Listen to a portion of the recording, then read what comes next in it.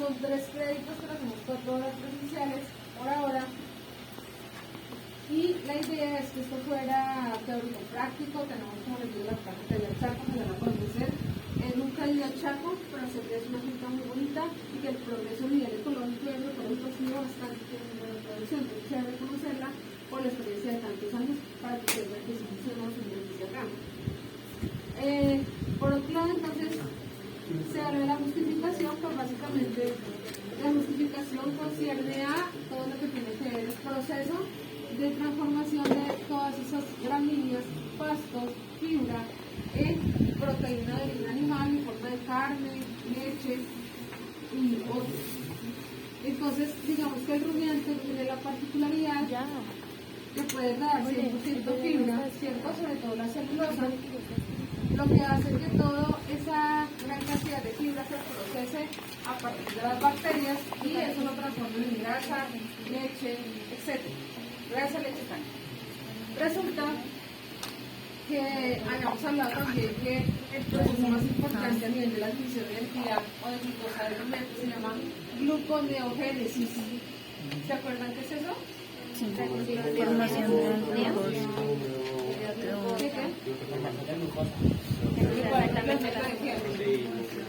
diferentes alcaloides, ¿cierto? ¿Por qué? Porque resulta que en el rumen se va a fabricar una gran cantidad de ácidos grasos volátiles. ¿Por qué? Porque recuerden que es una glicólisis o glucólisis fermentativa anaeróbica. Esto solamente lo hacen algunas células del cuerpo musculares, en este caso las bacterias, que es una gran cantidad, bastante particular. Lo que permite que se procese toda la fibra en proteína, la transforme en energía y además de eso también la transforme en leche. Pero para eso se necesita un medio anaeróbico, una gran cantidad de bacterias, un pH alrededor de 5,5 a 6,5. Si eso varía, alguna de las cosas que les acabo de mencionar, eso va a afectar negativamente la vaca. Entonces, vamos a ver también que estos animales, o la ganadería en general de los bovinos, está bastante limitada por todas las partes negativas que tiene la producción de metano, la producción de CO2, de la contaminación del suelo, de la producción de la ganadera, lo que hace que cada vez sean más satanizados y el consumo de carne vaya bajando paulatinamente. La idea es que al final de este curso ustedes salgan con la capacidad de hacer dietas, de valorar los alimentos para los rumiantes, de saber qué cantidad se le debe dar de cada uno. Pero si hay posada que la base alimenticia de los rumiantes es el forraje, que son netamente herbívoros. Ahora, si uno le quiere complementar, le puede dar concentrado, pero no puede superar una proporción. ¿Cuál era la que dijimos? 40. Dijimos que máximo, forraje 55, concentrado 45, ¿cierto? Pero lo ideal sería 30, 70, sería como lo ideal. Ojalá yo no diera concentrado, sería lo mejor todavía. ¿Por qué? Resulta que se ha descubierto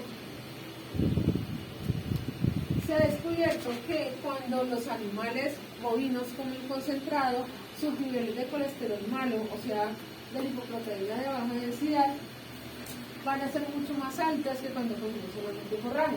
Eso hace que el consumo de forraje 100% tenga unas características nutricionales muy, digamos que atractivas al momento de consumirlo, porque la cantidad de colesterol malo va a ser mucho menor que las vacas que lo concentrado.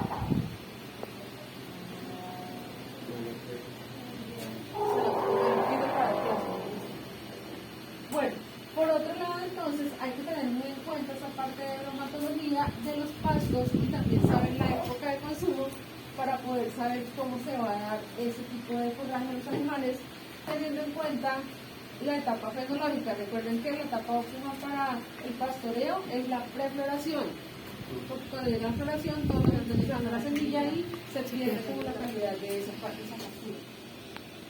También ustedes deben saber evaluar y calcular cada cuánto se deben meter los animales de potrero, qué tanto me alcanzan los fabricar los animales, los seminoforos y todo lo que tiene que ver con la análisis de forrajes a la hora de involucrarlos a la alimentación animal.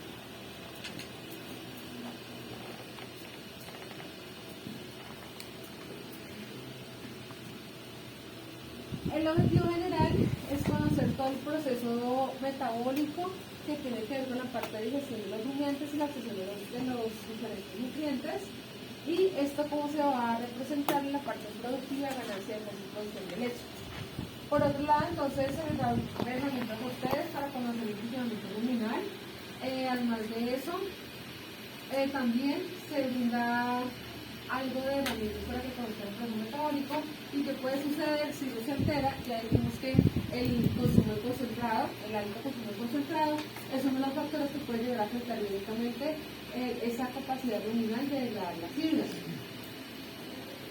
También es importante que se conozcan diferentes enfermedades metabólicas que surgen de la mala administración del alimento, que esto lleva a una variación del pH, y si está por encima o por debajo de 5,5 a 6,5 van a haber problemas negativos y pues fáciles de resolver, pero toca saber la causa para poder llegar como a esa causa. Y por último, la parte de clasificación de las materias primas comprende lo mismo que en monogástricos, teniendo en cuenta que si la materia prima principal se llama forraje, ¿cierto? ¿De dónde? El clima cálido, el clima frío, lo que hay en la finca. Yo no conozco un pasto, el mejor pasto del mundo. Se puede hablar del mejor manejo que se le da. Si yo manejo bien el pasto, cualquiera puede ser bueno, desde que lo coman, desde que se paren. Bueno, para los que acabaron de llegar, estoy repitiendo el programa porque los otros niños no lo habían visto. Entonces me toca hacerlo porque está dentro de los parámetros de la dedicada a la clase. ¿Cuáles son los resultados de aprendizaje esperados a la hora de terminar el semestre? Primero, que se conozca el funcionamiento del rumen. Segundo, que conozca el funcionamiento metabólico de los nutrientes en el rumen, proteína, carbohidratos y también lípidos. Por otro lado, comprendemos bien la parte de fisiología animal, del funcionamiento de esos nutrientes y saber cuáles son las materias primas que yo puedo poner en alimentación animal y en qué cantidad. Y por último, balancear dietas. El principio de este balanceo de raciones es muy parecido, es igual al de monogástricos. ¿Cuál es la diferencia? Que aquí tenemos que pasar todo a forrajero. ¿Cómo hicieron ustedes? ¿Cuál es la diferencia? Pues que tienen que saber el consumo del animal para poder hacer la dieta. Otra diferencia, que se debe conocer el consumo de materia seca para poder hacer la dieta y así mismo poder hacer la valoración de lo que yo estoy dando en la dieta. Entonces, el tema de esta nutrición de nutrientes a mí personalmente se me hace que es un poco más sencillo que el de monogástricos. Más información, sí, claro, pero ustedes ya tienen unas bases, entonces es una base muy necesaria para conocer más de profundizar en la parte. Ahora, en la parte ya de las materias como tal, yo aquí voy a dar primero y segunda clase por tiempo y porque la idea es que también hagamos prácticas en la finca y esas prácticas en la finca nos quitan horas de teoría que también son importantes a la hora del conocimiento de ustedes. Entonces la primera semana es la presentación del sílabus y la pelota de agónico, que es lo que estamos haciendo acá. Colóquenle acá por favor 10 please. Por otro lado entonces, esa primera semana se dan también las consideraciones generales de todo lo que tiene que ver con la importancia de la nutrición de nutrientes. En la segunda semana hablaremos de la diferencia entre monogástricos y nutrientes. ¿Ya lo hicimos con ustedes? Antes fue con monogástricos que lo hice. Con usted no hemos hecho la diferencia, pero ya la hemos hecho el mes pasado. Sí, en monogástricos sí. La segunda clase. Pero que es diferente. Y que es un trabajo de un cuadro, pero fue hacer la rata. Sí, por otro lado, entonces, vamos a mirar también todo lo que tenga que ver con esas estructuras anatómicas que permiten el desarrollo o la degradación de componentes como la fibra. En la tercera semana miramos todo lo que tiene que ver con la parte de anatomía y fisiología digestiva. Allí, si se puede utilizar un rumen, perfecto, pero el problema ha sido conseguirlo. Porque ahorita, como les digo, en la planta de inicial de carnes los llevan a lo que le llaman compostaje, o sea que los llevan a un sitio donde se va a descomponer para hacer abono. Básicamente es eso.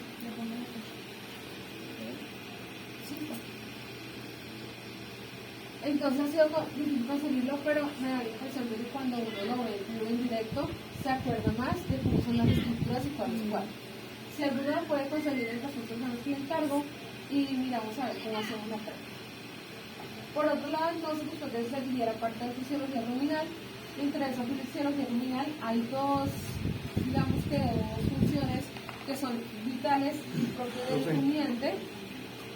¿Qué es lo que usted necesita como tal? El rumen. Solamente el rumen. Préstamelo si está mal. Como bien.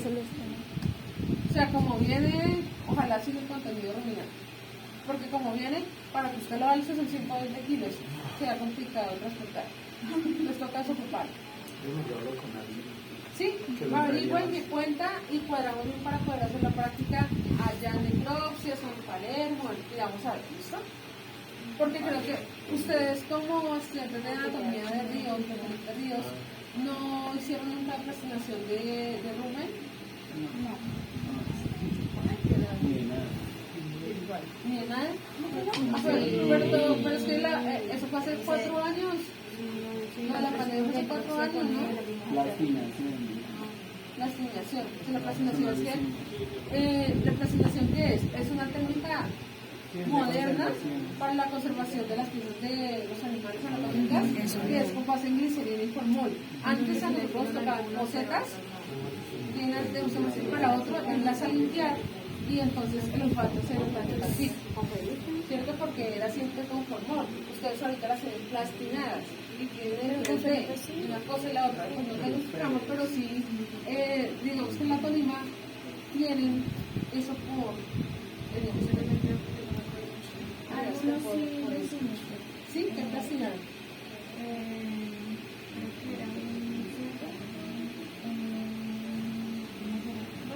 Pues la parte muscular, sí, porque es que la visera es más complicada, por lo que es más descompone más fácil.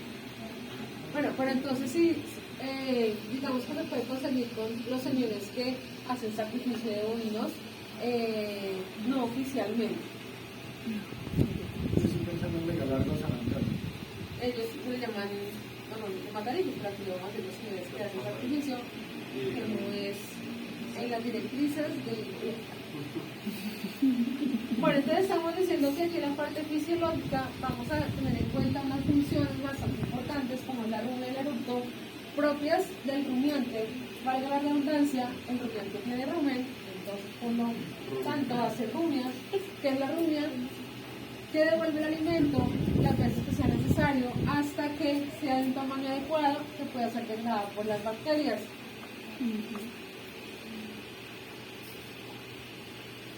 ¿Necesita algo? ¿Está aburrido? Bueno.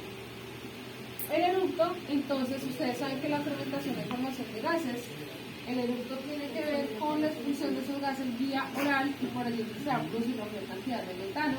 Y decíamos que entre más rumia, más eructo y que eso se da por las condiciones del pasto. Si es un pasto muy lignificado, muy fibroso, muy tieso, se demora mucho más la rumia, por lo tanto la producción es más alta.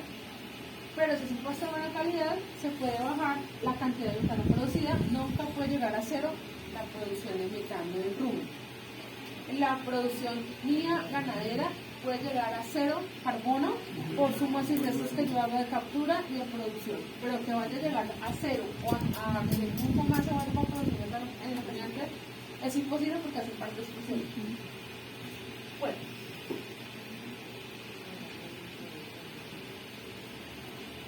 Luego miramos la parte de microbiología ruminal, si se puede hacer la extracción, la hacemos directamente en la finca, vamos a ver si es posible. Luego de eso entonces empezamos con los metabolismos, están los carbohidratos, las proteínas, de líquidos, minerales y vitaminas propios del rumen, pero eso no quiere decir que el metabolismo de ahumazo hacia recto no importe, claro que importa. No se va a tratar aquí, o no se va a hacer mucho énfasis, porque es exactamente igual al monogástrico, con la diferencia que a nivel de los rumiantes se absorbe algunos monoglicéridos y que la glucosa como tal a veces es utilizada por las bacterias, pero por lo general se transforma a nivel de ácidos grasos volátiles.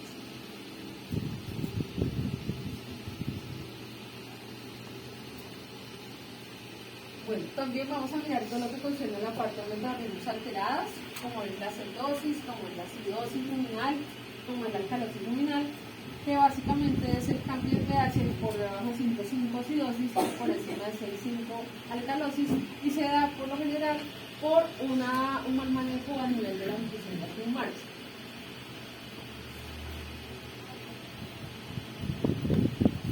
En la parte de metabolismo de proteínas, además de ver toda la cantidad de proteínas que surgen del metabolismo de las bacterias, vamos a hablar que es probable, es posible y se puede hacer dar nitrógeno no proteico en forma de urea a los animales porque hace parte de su fisiología. Recuerden que la saliva del rumiante tiene un pH de 8 o 9 precisamente para la presencia de urea que tiene. ¿Para qué sirve esa urea? Esa urea va a servir para poder estabilizar el pH del rumen y que no se ponga tan ácido por cuestiones de la producción de CO2 circular. Por otro lado, vamos a mirar esos factores que afectan el metabolismo proteína y nitrógeno proteico.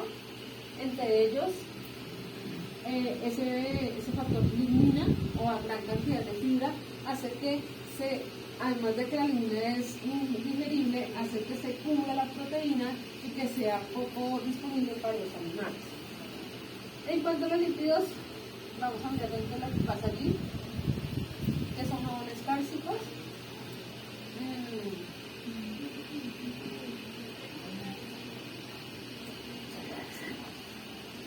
Vamos a mirar la parte de minerales. En los bovinos es necesario, importante y obligatorio suministrar sal mineralizada. ¿Por qué? Porque resulta que históricamente los suelos de Colombia han sido pobres en fósforo. Si son pobres en fósforo, así no van a ser los pastos. Eso quiere decir que la cantidad de fósforo que va a llegar al ganado es poca. Por lo tanto, toca dar sal mineralizada que el ganado, que por lo general tiene un porcentaje grande en su empaque, y ese porcentaje grande quiere decir la cantidad de fósforo que tiene ese material para poder subsanar la falta de fósforo y otros minerales. Vamos a fabricar bloques multinutricionales con ustedes, vamos a hacer ensilajes, vamos a hacer aporos. ¿Cómo? Por fin, sí, aunque eso no tiene mucha ciencia, pero le queda mal hecho seguro la materia prima. Entonces, la elaboración de sales en la práctica no la vamos a hacer por la siguiente razón. Resulta que los insumos para hacer sal es bastante costoso, muy costoso, y eso lo venden en grandes cantidades. ¿Sí? Si de pronto la universidad lo asume, lo hacemos, pero por lo general es bastante caro y a la persona en este momento le sale mejor comprarla que hacerla. Aunque lo ideal sería que yo hiciera mi propia sal por cada finca, porque cada finca es diferente del suelo.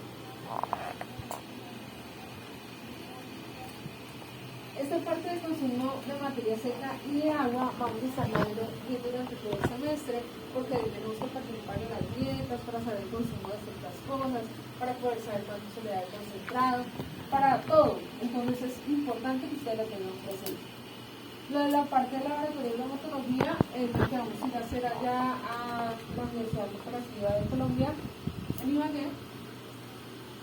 Básicamente nos permite entrar a mirar cómo se hacen, hacer de pronto uno que otro proceso cortico, pero si yo fuera a hacer esto en la vida real, serían por lo menos 2 días para obtener el proceso de una sola muestra en todos los nutrientes, o en los básicos por lo menos. Se hacen proteínas, se hace energía, proteínas, líquidos, fibra, materia seca, cenizas. Y para la fibra se necesitan alrededor de casi 12 horas, para la proteína otras 6, entonces por eso les digo que el proceso no puede durar completamente 3 días. Y el secado de la materia seca, si yo la quedo fresca, se demora 24 horas a 48 horas. Entonces vamos a ir a mirar el antes y el después, porque el tiempo no nos da para más. Y si son 2 días de práctica, pues toca aprovecharla y echar, porque me parece algo bien interesante para ustedes. Bueno, y el examen final y el trabajo. Entonces el trabajo se presentaría, yo creo que el trabajo sería para desde 8 días antes. ¿Sí? O sea, la sustentación que ustedes van a hacer. Y como siempre son, no están pequeñitos, por siempre que duran grandecitos, entonces que quiere hacerlo 8 días antes lo hace, el día parcial lo hacemos todos, pero con la mentalidad que vamos a ir tarde, a que no vayan a llegar, es que tengo homework, es que tengo no sé qué, no, ya saben. Si lo hacen ese día, nos toca a todos hacerle hasta que tarde. Bueno, ¿qué referencias bibliográficas tenemos para esto? Acá en la biblioteca está el libro de Chus y Pon, prácticamente el mismo que tenemos para monogástricos. En el de Chumani ya saca un libro que se llama Rumiantes 2 o Rumiantes Avanzada, una cosa así. Nutrición animal avanzada, está la parte de rumiantes. Está el de McDonald, que habla mucho de la parte de química. Todos se llama nutrición animal, una vez específica de rumiantes. Y está la fisiología de Dukes, no sé cómo se pronuncia. Fisiología de animales domésticos. Y el autor se escribe así. Pero decía, creo que era que se dice Dukes. ¿No es con Z? No, me parece que yo lo vi con eso.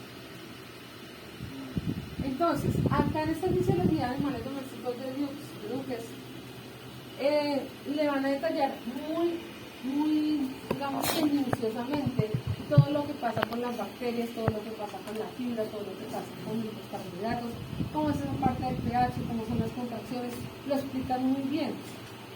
Es un poquito largo de ver, sí, pero lo explican muy bien. Creo que está en el volumen 2 si no estoy mal. Bueno, ya entonces una vez visto esto,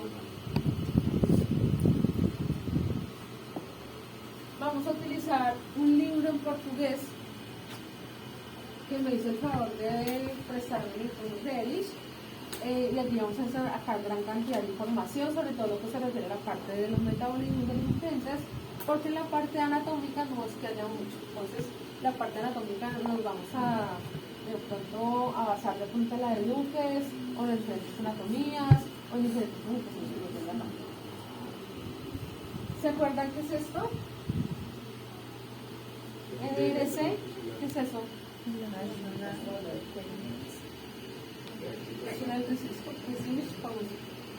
Que es una compañía dedicada a hacer todo lo que se refiere a nutricional, requerimientos de los animales, incluidos los bovinos. Está también Cornell es otro método que utilizan para hacer los requerimientos de los animales, sobre todo en lechorías especializadas. Este Maynard está acá. Esas tablas salen cada 7 años. Uno puede tener acceso a las viejitas, pero no las actuales que comparar con pagar.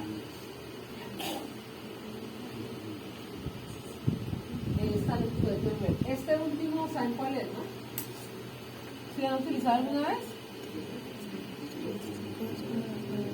Anatomía.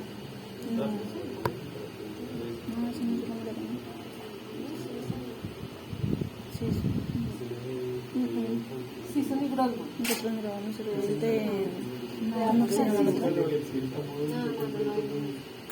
¿Nunca? No. Esta es la Biblia, anatomía. Bueno, no hace tiempo, el de Carlos. ¿Cuántos tomos son, profe? De las 6 libros, creo que son 2. No estoy mal.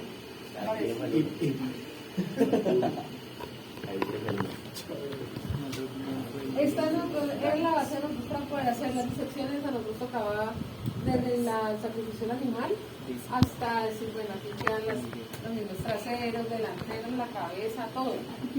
Y en eso nos tocaba hacer, digamos que cuando nos tocaba un miembro posterior o miembro anterior, nos tocaba sacarla todo, sacar la piel, los músculos, y aquí está porque llega acá, miren, si era el que nos tocaba a nosotros, ustedes nos tocara más sencillo. Bueno, entonces ese es el programa que vamos a ver. Realmente, si ustedes ven, no es tan largo, pero a la hora de mirar el detalle como tal, sí vemos que hay bastante cosa que leer. Yo no hago autoevaluación, ustedes saben por qué. Me parece eso que es una babonería. Lo que sí vamos a hacer es preguntarles a ustedes que califiquen la materia como tal, cómo se está dando, qué sugerencias hay, corte a corte, lo podemos hacer sin ningún tipo de calificación, pues, sin ningún tipo de porcentaje para sus notas. Y eso sería todo a la hora del programa. Entonces, Ahorita entonces vamos a seguir con todo lo que concierne a las diferencias de rumiantes con monogástricos. Voy a borrar aquí. Tengan presente lo siguiente, que el consumo de materia seca y forraje verde no sirve para hacer estimaciones. El más preciso es este, que es el del 2.5 al 3.5% del peso vivo. Y este es cuando tienen unos datos que preguntan, ¿cuánto con una vaca? Facilita, así tanto. El 10% de su peso vivo, ¿cierto? 10% de su peso vivo. Entonces, si una vaca pesa 400, ¿cuánto consume así rápido? 40, ¿cierto? Acá entonces el consumo de esta misma vaca de 400 kilos, estaríamos hablando de 10 kilos de materia seca. ¿Y qué es? Empezó a pasarlo a forraje verde, porque esta es una estimación poco precisa, es más como para hablar rápidamente de cálculos a la ligera, por decirlo así. Entonces, cuando estamos hablando de la diferencia nuevamente de monogástricos y rumiantes,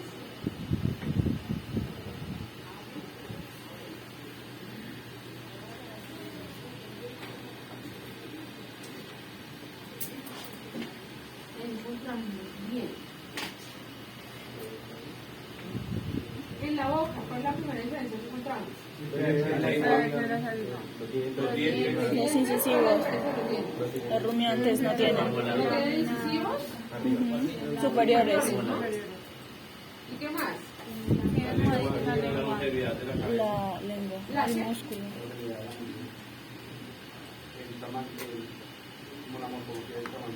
Longevidad es una cosa, longitud es otra. Longevidad es lo que dura vida un animal.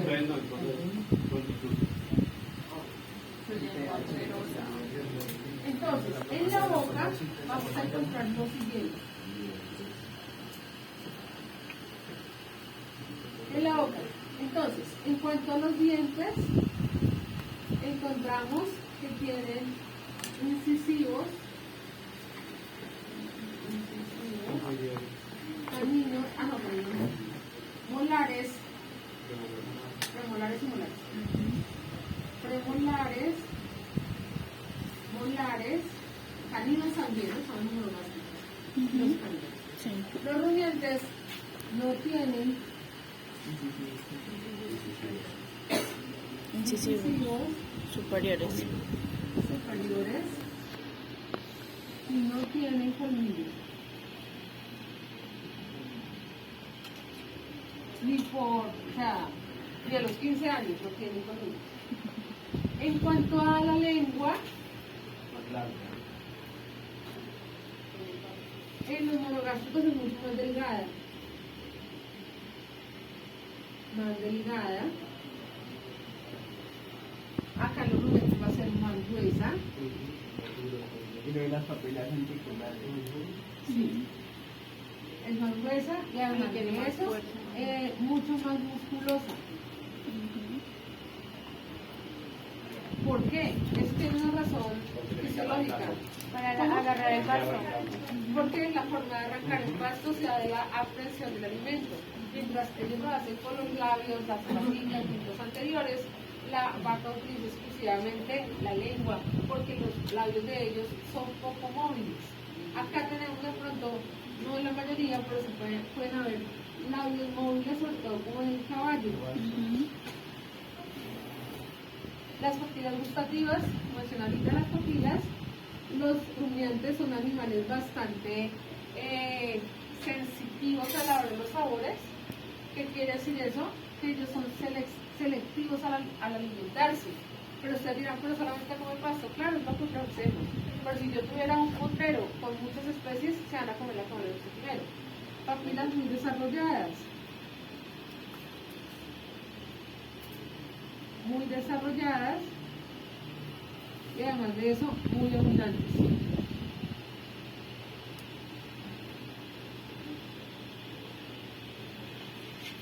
Lo que hace que sean selectivos para comer.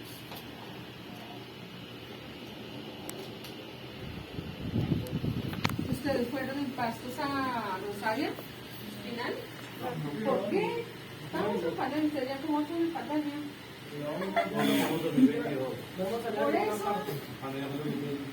Por eso. No se daban en la finca. Hemos salido de la universidad, la casa. Pero te Pero van a esa botar. población para que podamos salir de este semestre, que esa práctica de aquí la selección para comer va a depender del tipo animal. El perro lo hace por el olfato, la gallina por la parte visual, el caballo, digamos que también es selectivo para comer, no comer las cosas que sean como amargas.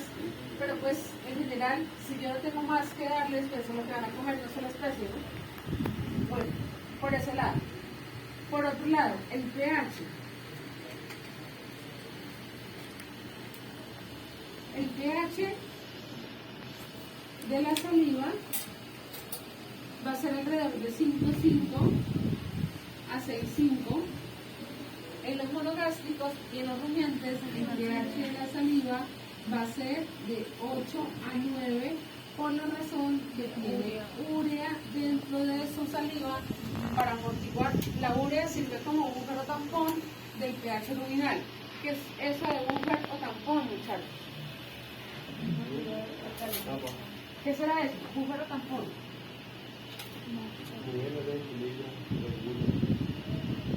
Mantiene, ¿no?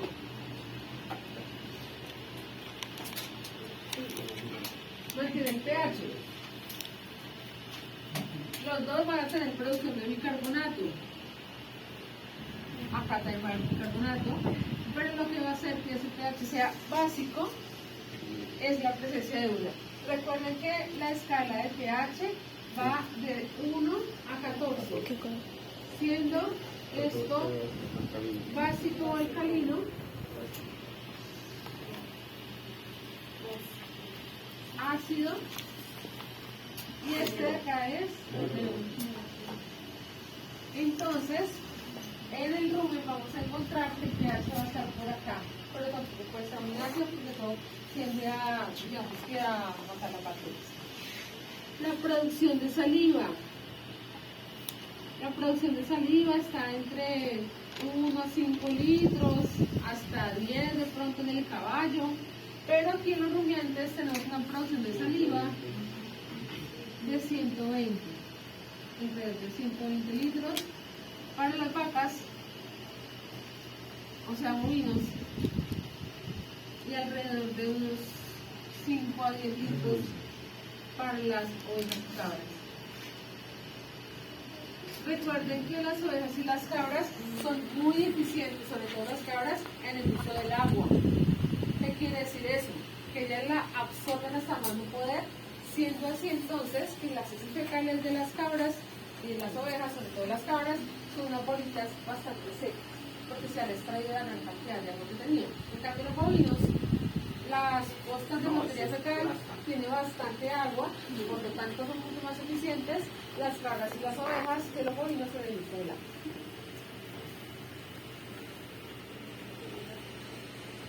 Entonces, esta urea sirve como tampón de buffer.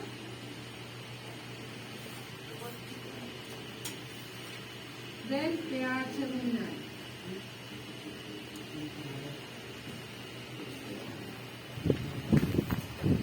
Bueno, en la boca, ¿qué más encontramos? El tipo de masticación, no podemos hablar de que sea una diferencia, porque resulta que muchos pueden tener, otras veces pueden tener la parte vertical, el lo tiene también horizontal, y el bovino puede tenerlo horizontal y vertical, pero eso no es algo diciente de una característica propia del rumiante, simplemente de la especie como tal.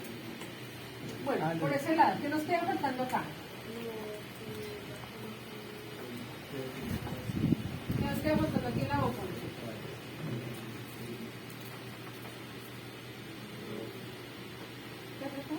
¿Qué nos queda faltando aquí en la boca? Las encías. Tiene toda la razón. Estos tienen, bueno, tampoco es propio de los monogástricos como tal, pero aquí encontramos amilasa en algunas especies. Estos no tienen amilasa.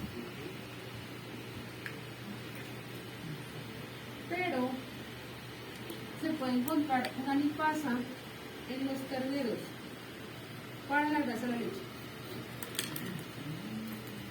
Aunque aquí también en los monogástricos se puede encontrar esta lipasa, sobre todo en los terneros gástricos, cuando son recién nacidos. Bueno, ya cuando estamos hablando de esófago, no hay mucha diferencia, es un tubo, ¿cierto? Un tubo que comunica la boca con el estómago, es un largo de acuerdo al cuello del animal, o sea, en este caso es largo, no tiene nada del otro mundo, tiene algo de tejido caracterizado, pero también puede tener sarna, entonces no constituye una diferencia fundamental entre monogástricos y rumentos. Entonces digamos que puede ser similar. Es igual. Ya cuando estamos hablando del esófago, perdón, del estómago, Cambia bastante. ahí sí tenemos que crear solamente un solo estómago. Aquí podemos encontrar tres preestómagos Y y un estómago verdadero. Estos tres preestómagos son el rumen, el retículo,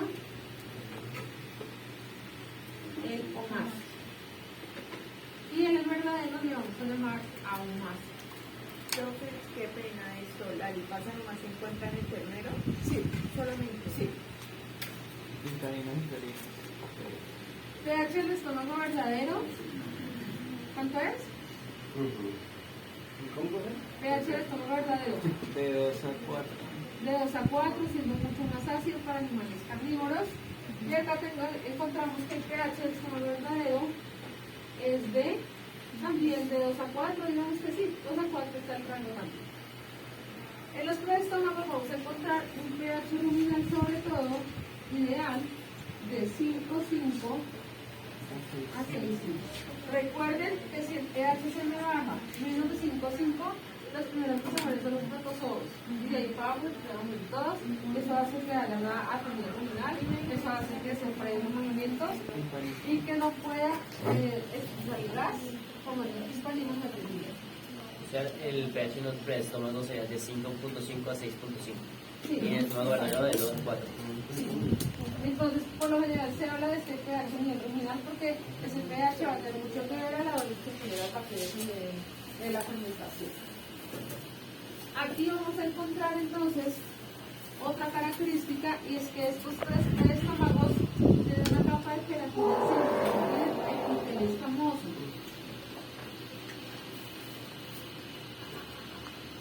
¿Qué quiere decir el epitelio escamoso? Plano ¿Pero qué tiene? Queratina, ¿cierto? para queratinizar. Entonces, Así es. Sí. esa queratina hace que estos estómagos no sean glandulares, Ah, sí. no son glandulares, por lo tanto no producen absolutamente nada. Pueden absorber, pero no producen absolutamente nada. ¿Cuál produce algo? ¿Cuál es glandular? Esto, ácido clorhídrico, epsilon, no toxina, no. Estos básicamente están hechos para hacer una recipiente de conservación de las bacterias y tener, digamos, una buena absorción a la hora de absorber los fibras volátiles. Voy a agarrar acá directamente, voy borrando aquí arriba. ¿Sí? ¿Ya puedo borrar? Sí.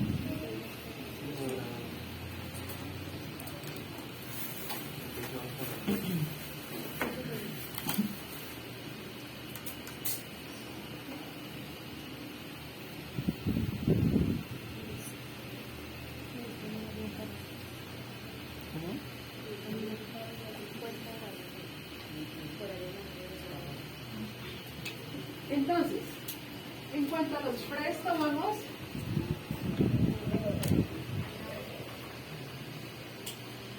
aquí no hay. En la gallina tenemos el proventículo, pero no es preestómago porque tiene la función glandular, entonces no es preestómago. Acá encontramos entonces el rumen. Dijimos que es una caja fermentadora y la función va a ser fermentación anaeróbica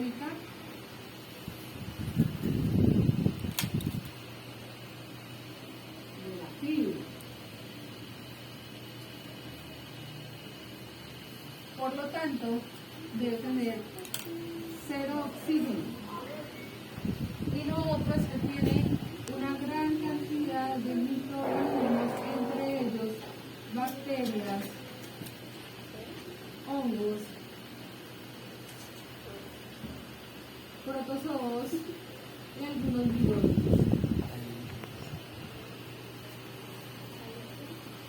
De esos, las más abundantes van a ser las bacterias. Y de esas bacterias, las más abundantes van a ser las celulolíticas. ¿Qué será eso? La descomposición de la celulosa. Son las que degradan celulosa. Si ustedes ven el nombre, es así. Celulolítica. Lítico quiere decir destruir, degradar. ¿Cierto? ¿Qué degrada? Pues la La celulosa. ¿Cierto? Entonces, en este caso, las más abundantes son la celulosa, las celulolíticas, las más iban por diferentes tipos de sustratos, que vamos a ver más adelante, pero cuando hay alto consumo de concentrado, las amilolíticas, ¿cuáles serán esas? Amilasa.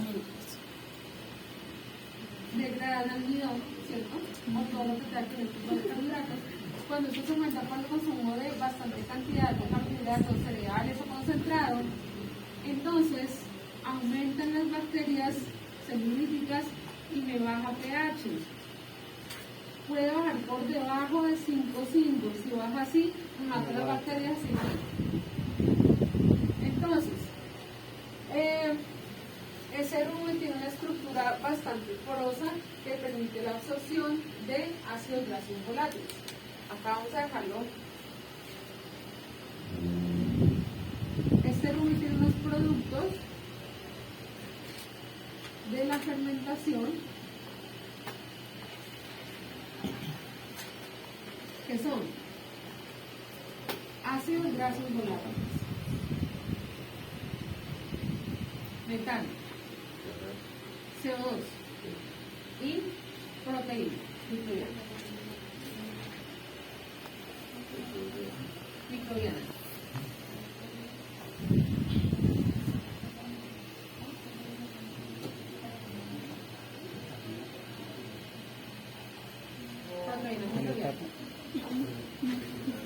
Entonces, recuerden que aquí lo que ocurre es una glucólisis o glicólisis anaerobia. Por lo tanto, tiene que ser en una presencia de cero oxígeno y el producto final no va a ser glucosa, sino que van a ser ácidos grasos volátiles. ¿Cuáles son? Acético, propínico y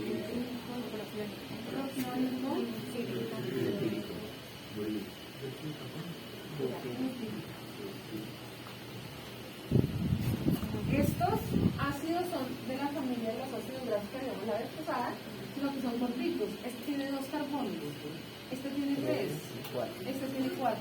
Como son tan pequeñitos, en presencia del aire se volatilizan, se esparcen rápidamente. Bueno, este rumen tiene una particularidad. Yo les había dicho a ustedes que por lo general siempre los rumiantes no son monogástricos, ¿cierto? Entonces, cuando están neonatos, ya recién nacidos, la proporción del ahumazo es alrededor del 70% y 30% otros estómagos o preestómagos. Cuando es adulto, esto cambia totalmente, siendo el rumen alrededor del 70% y el estómago verdadero o ahumazo alrededor del 20 al 30% del volumen de ese tracto digestivo. Entonces, ¿cómo se logra esto que está acá? Esto es un proceso de maduración que se da a través y a partir de la alimentación que se le da al recién nacido. Inicialmente ese recién nacido solamente tiene la capacidad de dar la grasa de la leche. La grasa de la leche es la proteína de leche. ¿Cómo se llama la proteína de la leche? Caseína. Caseína. Y es de la por encima llamada como premina. Igual que los monogástricos unidos. Cuando el animalito va creciendo, toca darle obligatoriamente cosas sólidas, concentrado, heno, pasto, no es la misma proporción de vaca, pero si el ternero va con la mamá, va comiendo poco a poco, según la capacidad que tenga, ¿cierto? Va mirando, va comiendo, siendo su alimento principal que la leche. ¿Qué pasa si yo no doy cosas sólidas como concentrados y pasto a ese recién nacido? Yo le digo del primer día, pero si en el transcurso tiene que irlo comiendo poco a poco. ¿Qué pasa? No se desarrolla el rumen. Al no desarrollarse el rumen, las pilas no se desarrollan bien. Y al pasar eso, entonces, no hay buena absorción de ácidos grasos volátiles y no se da bien la fibra. Entonces, es vital que el recién nacido sea bien alimentado, y habíamos hablado también de otra cosa importante, que era la gotera esofágica. ¿Cierto? ¿Recuerdan qué es eso? La conexión entre el La unión que hay entre el esófago prácticamente hasta el abomazo para evitar que la leche llegue a esas articulaciones que no sirven para nada, no tienen ninguna función, y lo que se va a hacer es como una diarrea. Entonces, recuerden que para que esa gotera esofágica funcione, tiene que haber una inclinación particular del origen de la leche del ternero. Si yo la doy así, no se forma. Si lo doy así, tampoco. Si lo doy así, tampoco. Tiene que ser en un ángulo parecido al que toma de la vaca, o si no, no se va a formar es un pliegue que hace así, hace esto, forma como un puntillo, está así, y hace esto, entonces por allí hace que llegue la leche de más. Esta gotera esofágica no la hay en monogástricos, exclusivamente en rumiantes. Bueno, ya dijimos que tiene criterio escamoso, que tiene una nucleosis anaeróbica y tiene unas condiciones particulares. Esas condiciones ideales del rumen son las siguientes.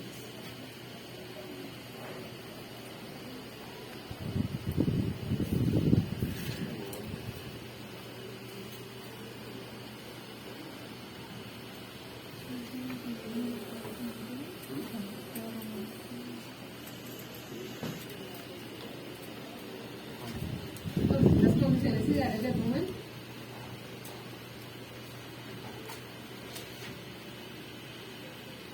son pH de 5,5 a 6,5. La temperatura del rumen va a ser igual a la temperatura corporal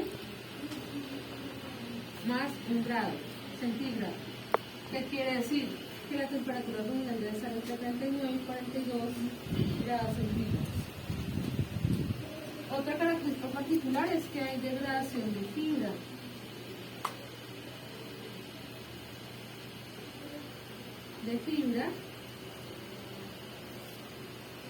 Y adicionalmente a eso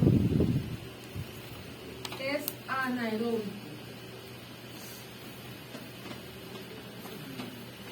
¿Qué quiere decir? Que tiene cero oxígeno. Así se llama, condiciones ideales de rumen. Todo esto está conectado. Este pH depende de las bacterias.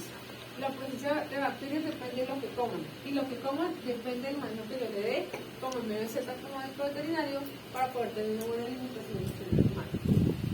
Bueno, eso con el rumen. Muy desordenado, ¿sí lo va a cortar? No.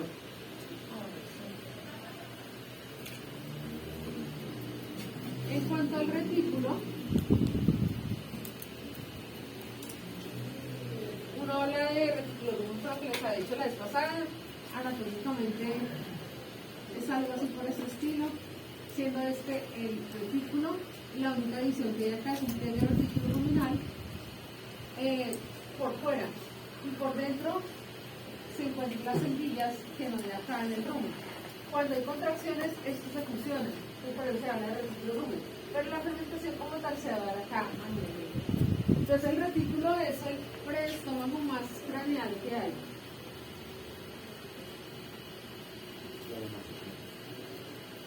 Más craneal, o sea que está más adelante. ¿Cierto?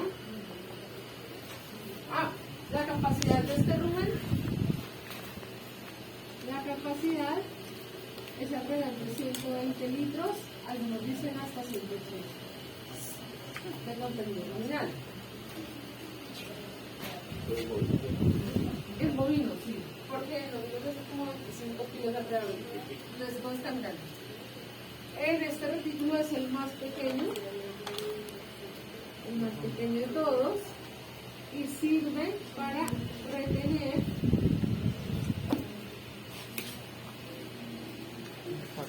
partículas de gran tamaño.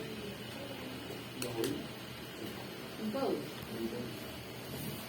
Y es donde están los sensores de la rumia, ¿sí? Entonces allá, si llega una partícula de pasto o una pedazo de pasto muy grande, llega allí y le dice, a lo mejor se devuelve porque es que el tamaño está muy grande para poder degradar. Es el más craneal, limita directamente con el diafragma, ¿cierto?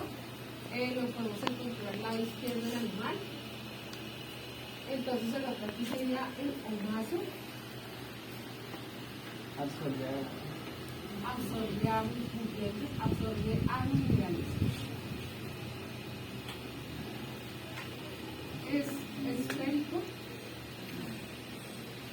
Lo podemos encontrar al lado derecho del lumen, o sea, en la parte visceral.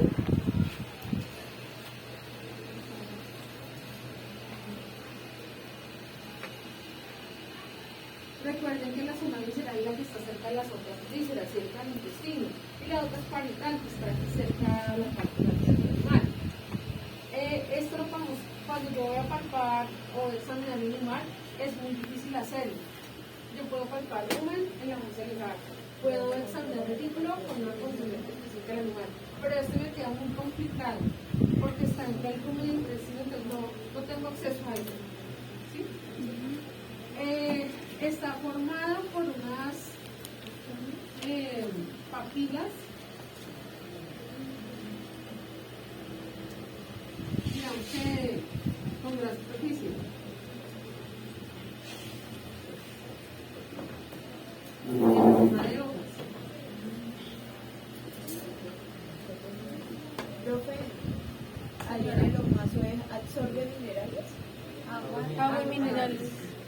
Gracias.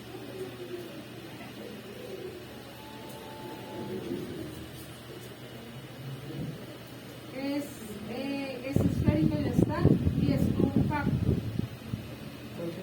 Señor. Ya absorbes cuando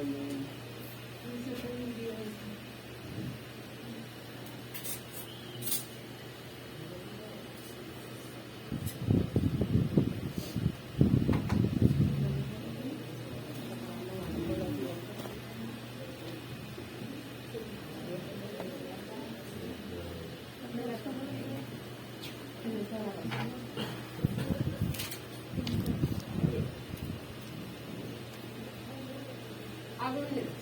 Es esférico y compacto, como les digo, el tamaño real es como un balonito bulbo, que es muy duro, precisamente por la cantidad de papilas que son como la superficie, como hojas dentro de ese lugar. ¿Es esférico? Esférico. Esférico. Es totalmente redondo. Ustedes le hacen un corte transversal y se ve como el borde de esto. Por eso se le llama librillo. Librillo. Este es panza. Y este es boleto.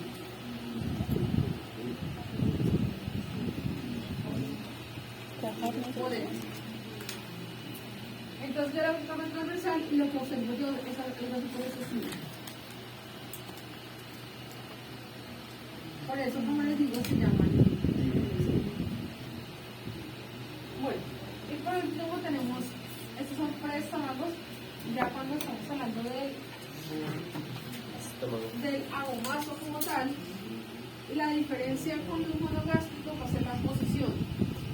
No es más, porque la posición es exactamente la misma. Entonces el ahomazo es glandular, ¿cierto? Porque produce HCl.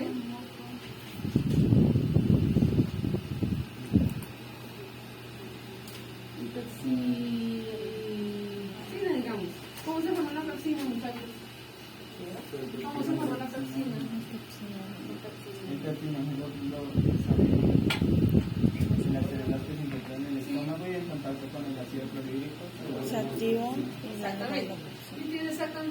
función? Degradar la proteína que entra allí a la omaso, tal cual.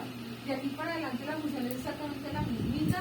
El estómago verdadero, sin engaño, es exactamente la misma. Tiene un pH de 2 a 4, ya hemos dicho. De 2 a 4.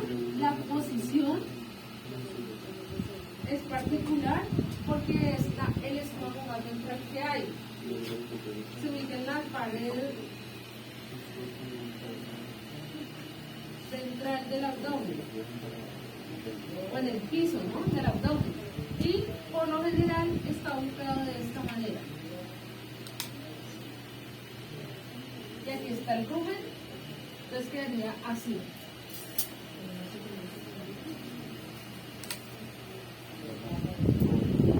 Algo así por este estilo. Esta es la parte izquierda y el lado más estaría por acá, en la parte más baja de toda esa parte abdominal izquierda del animal. Y por este tamaño y este tan grande, pueden haber, pasa como a veces en los perros, que el torsionado más alto. Es raro, pero puede pasar. Puede pasar. También produce moco. También produce moco con la misma funcionalidad de los monogástricos. ¿Para qué? ¿Para qué se produce moco? Para proteger la pared intestinal. Para proteger y para nivelar el pH de la membrana. Por ejemplo, el pH de la membrana es 7 y el de la luz del estómago es de 2 a 4. ¿Qué proteína va a llegar a ese estómago? La proteína que llega a ese estómago se llama proteína microbiana, todo lo que viene del rumen, y un poquitito que se escapó por allá que se llama proteína bypass. La proteína bypass, vamos a ver más adelante también, es una proteína que escapa del rumen, no es degradada por las bacterias, va directo a maso, pero yo tengo maneras de aumentar esa proteína. ¿Ustedes se acuerdan de qué son los cánidos? ¿Los qué, profe? Cánidos.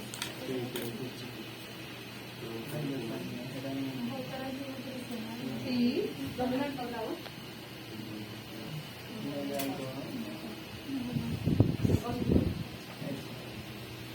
Los taninos encontramos sobre todo los niños, ¿sí? Y los taninos tienen aquí un efecto.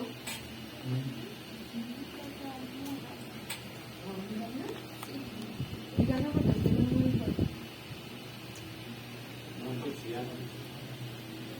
Sí y no. Digamos que sí, hay dos tipos. Resulta que aquí los taninos tienen una doble función. Una función es que se ha descubierto científicamente que la presencia de taninos en bajas cantidades le puede ayudar a reducir la cantidad de metano. ¿Cierto? Por un lado. Por otro lado, me puede aumentar esa proteína bypass que le llega directamente a la vaca porque la protege de cierta manera, evitando que la bacteria la fermente y llegue directamente a la omaso. Entonces también es bueno encontrar que del alimento que yo voy a dar a la vaca, algo llega directamente a la vaca. Sobre todo en situaciones de gestación y lactancia, cuando los requerimientos se aumentan. Recuerden que en un animal mamífero en lactancia se le aumenta la energía. ¿Cuántas veces? Triple. Y recuerden que un animal en lactancia baja de peso, sí o sí. La labor de nosotros acá en este caso de nutrición de dientes es que esa baja de peso no sea tan drástica para que se recupere rápidamente, no recupere el celo y podamos tener un ternero vaca año, que es como un parámetro o indicador de un buen sistema de producción aérea. Bueno, hasta ahí, ¿alguna pregunta? Yo estoy hablando aquí en general, ya más adelante vamos a ver eso cosita por cosita. Necesito que ustedes sepan bien las diferencias. Incluso aquí ya estamos viendo casi todo lo demás. Un poquito más. ¿Qué más les digo yo? A nivel de lo que es el cardias, el píloro no es tan fuerte como en el caballo, por ejemplo, porque ellos tienen que rumiar. Y si tienen que rumiar, ese cardias debe ser acomodado a eso para que pueda ser fácil un rendimiento como los antifrisárticos y puedan producirse la rumia. Porque si fuera muy fuerte, no la podría hacer. ¿Por qué tienen rumia ellos? Por las bacterias y porque la falta de los dientes incisivos superiores hace que no se triture el alimento, entonces toca devolverlo para que el tamaño sea el adecuado a la hora de la alimentación.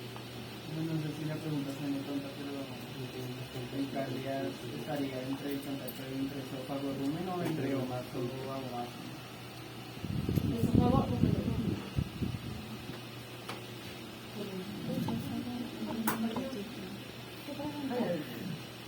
O sea que la conexión entre omaso y aguamaso se llama de otra forma. son orificios.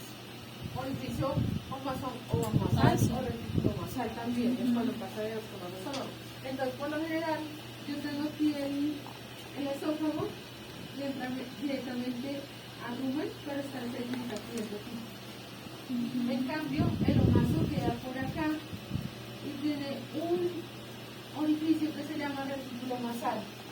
Y luego de acá pasa al lado omaso que está aquí abajito. Y entonces este de acá retiene gran cantidad de agua para que estos 120 litros se conviertan en un tamaño adecuado o una cantidad adecuada para este tipo de significado.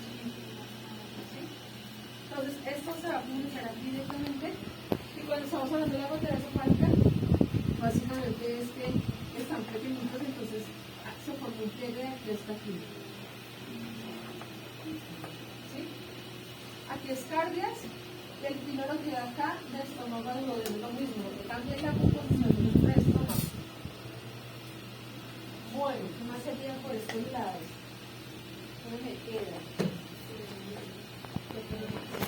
Voy a hacer la capacidad del aguamaso son por ahí de unos 10 a 15 litros, es pequeñito. Por eso es que es necesario que en el omaso se absorba toda el agua que se pueda, y por eso que tiene tantas papilas. Se puede ver las hojitas así, como le digo, son muchas las que tiene.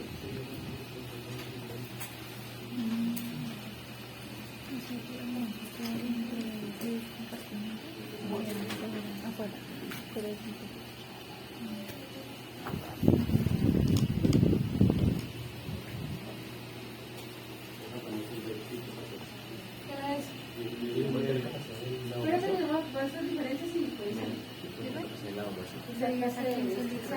ustedes tienen que antes de esta clase, ¿hasta qué hora? ¿Hasta las 8:40? ¿Ustedes qué opinan? Si quieren, ¿qué opinan si empezamos a poner a acabar la clase? ¿Qué opinan de eso? Si no quieren, no importa. ¿Por qué, Juan? Porque estoy loco, yo salgo de aquí y aún estoy enfermo. Me queda, digamos, me estoy perdiendo en media hora de fármaco. Me estoy perdiendo media hora de fármaco porque yo llego a las 9. Que él sale de fármaco a las No, 9:30. yo- Es extraoficial. No, yo sí, sí. Pero pues sería bueno, ya ustedes me dirán, pero les pongo eso, lo digo para que también ustedes, es el día más pesado para ustedes, de las 6, 7 de la mañana están acá. Si quieren, si no, yo no tengo problema, yo desde que pueda estar a la 1 en el colegio, a mí no tengo ningún problema. Pues como yo no voy a ir a las 11:20, 12:20. 12. Por eso le sí, sí. Se dice que los hijos pueden degradar hasta el 5% elimina. Los bolivianos se habla de 0 a 1 y eso que en el aceite que no degrada, para que cuando se puede. Como se puede degradar. Bueno, entonces de aquí en adelante. Profe, otra pregunta, o sea que teniendo en cuenta eso de que los búfalos degradan más lignina, ¿ellos producirían más metano que los bovinos? ¿O cómo sería ahí? Pues si la pueden degradar, el tiempo de reunión no tiene que ver mucho con eso, porque si la pueden degradar, en cambio el movimiento no la puede degradar, y así como si fuera una película sin el resto del nivel. Entonces además de que es indefinible para ellos, está escondiendo el resto de nutrientes. El búfalo la puede degradar, es que yo no sé cómo la degrada, pero sí puede, un 5%, y eso es algo.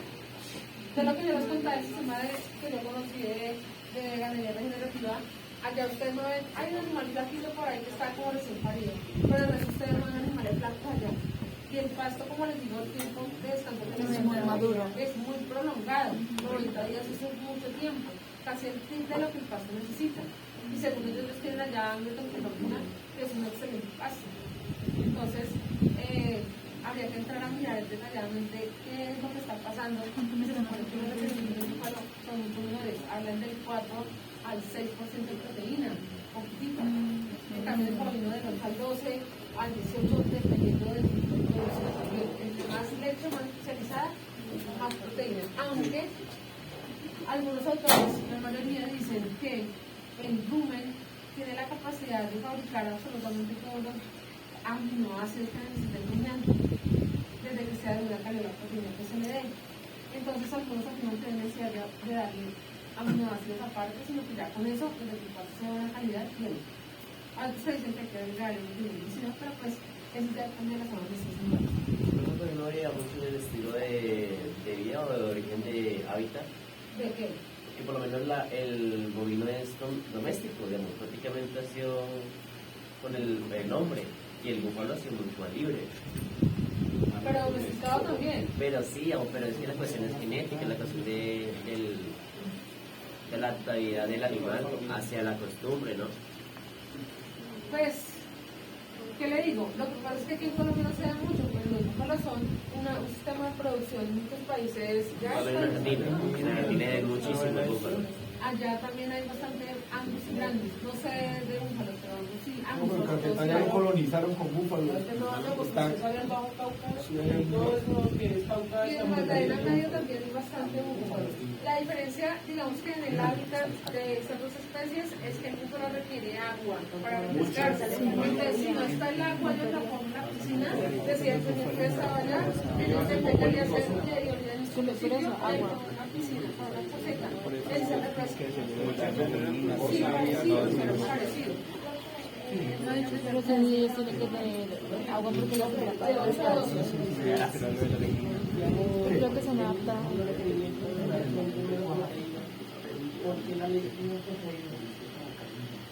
Eso ya es de la parte de porque incluso tiene más grasa, más proteína, el color es más amarillito. Como el marmoleo. Me imagino que no la leche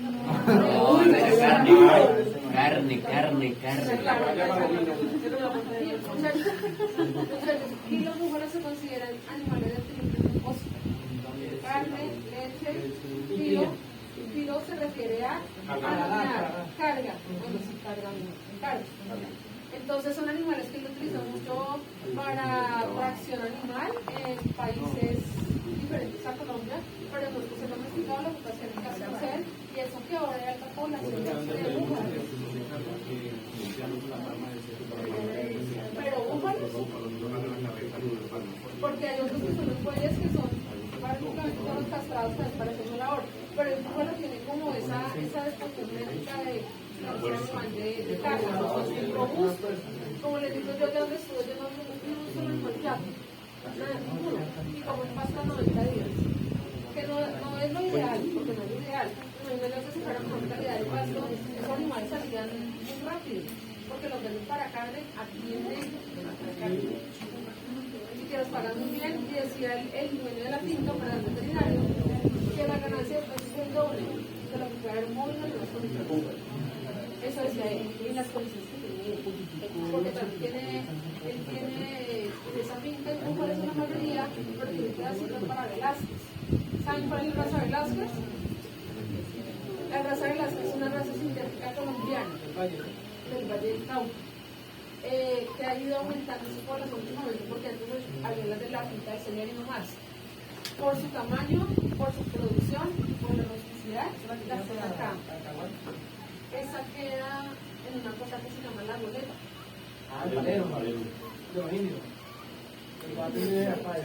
No, el señor se llama. Él tiene algo que interesante también, es que tiene una camada crecida de perros recios. Señora, que día vi donde estaban regalando 7. ¿No, en serio? Hay como 10. Perros en la particularidad que son protectores y son. ¿Quién? Digamos que son agresivos con la persona que no conoce, sobre todo los que ellos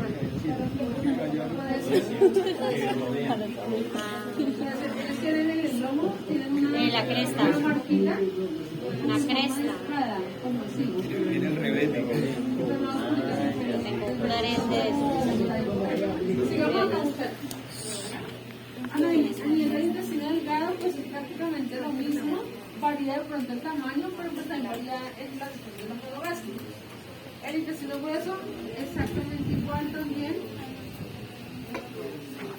El ciego funciona lo mismito y acá tiene un tamaño mediano, comparado con el peso y el tamaño del animal. El ciego. Cuando uno hace, señor, O sea, sí, es un tamaño mediano. pequeño. Yo no puedo decir pequeño porque no es pequeño, el grande no es grande el del caballo, mediano, ¿cierto? Incluso cuando se hacen estudios de digestibilidad, en los rumiantes se habla de digestión ruminal y digestión fecal, ¿cierto? Porque se mira también, también producen ácidos grasos volátiles, también produce algo de proteína, por la diferencia que lo que produce el ciego sale para el suelo, lo que se produce del rumen lo puede lavar. Esa es la diferencia más grande. Otra cosa importante es que aquí en el rumiante, bueno, en el caballo también, pero en el rumiante a nivel reproductivo se palpa por el recto, ustedes saben, ¿no? Para poder mirar y para poder tapar todos los uterinos, los ovarios y todo. De aquí en adelante la función es exactamente la misma, igualita. La diferencia es que este puede llegar a absorber monoglicéridos, este absorbe ácidos grasos libres y glicerina.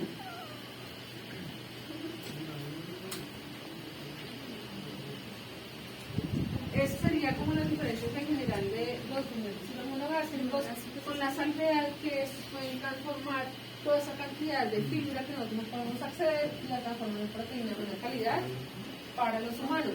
Recuerden que nosotros somos responsables que no hayan enfermedades alimentarias en los humanos. Entonces nosotros de aquí, de todo lo que hagamos en la finca, depende de la salud de la gente que se debe tomar la leche o se debe comer la carne. Bueno, aquí ya acabamos. Si quieren salgan 10 minutitos y bueno, Los monogástricos absorben ácido graso